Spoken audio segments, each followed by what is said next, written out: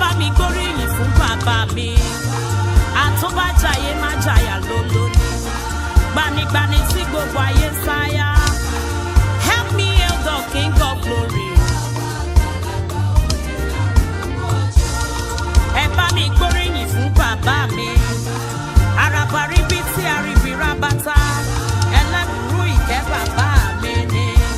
Títóbi nínú ọ̀la ńlá. Join me hail the King of Glory.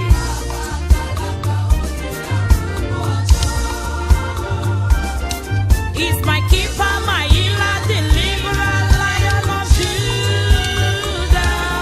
He's my keeper, my healer, deliverer, Lion of Judah. He's my keeper, my healer, deliverer, Lion of Judah. He's my keeper, my healer, deliverer, Lion of Judah.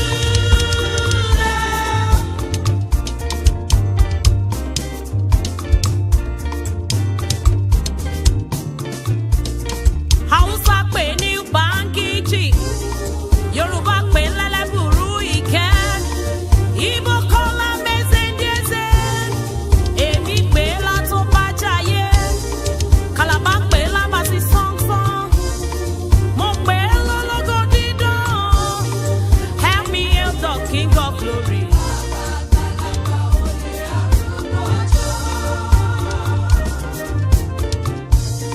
Ẹ bá mi gbóríyìn fún bàbá mi. Àràbàrí bí tí àríbí rábátá. Ológo dídán òbí bẹ́ẹ̀ ṣe bẹ́ẹ̀. Ọba mi àdàgbà máa pààrọ̀ òye. Mo súnmọ́ba níwọ̀n ẹgbẹ̀fà, mo jìnnà sọ́ba níwọ̀n ẹgbẹ̀je. Arọ́ba fílọ̀ bá ń pa. Ọba bàbá rámúbárámù, ọba tó bá lórí ohun gbogbo. Òwò kẹ̀mbẹ̀rẹ̀ bíjà. Ọba tó fi ọ̀run ṣaṣọ bóra. Arúgbó ọjọ́ àdàgbà máa tẹ̀pá, àdàgbà máa pààrọ̀ òye. Òní kan déra rẹ̀ ládé. Wọléwọlé sí wọnú ọpọlọ. Ó bá ní nílé ṣe ni lálejò wá tó nílé máa jẹ. Àrí ìró àlá tó fara tì bí òkè. Ẹ bá mi gbóríyìn fún bàbá mi. Ẹ bá mi gbóríyìn fún bàbá mi. Ọba tá a pè tó jẹ́ ní nílé. Ọlọ́wọ́ gbọgbọrọ tí bí ọmọ rẹ̀ lọ fi ayé. Ta ló lè wí tó lè ṣe? Bí kò ṣe bàbá mi ọba òkè. Ọba ìdígbòlù. Àràpá yamuyamu, ọba tó fagbára ya lu Sátánì mọ́lẹ̀. Ó gbé mọ́rẹ̀ níjà, kẹ́rù ó bo níjà. Gbangba-gbangba fẹ̀fẹ̀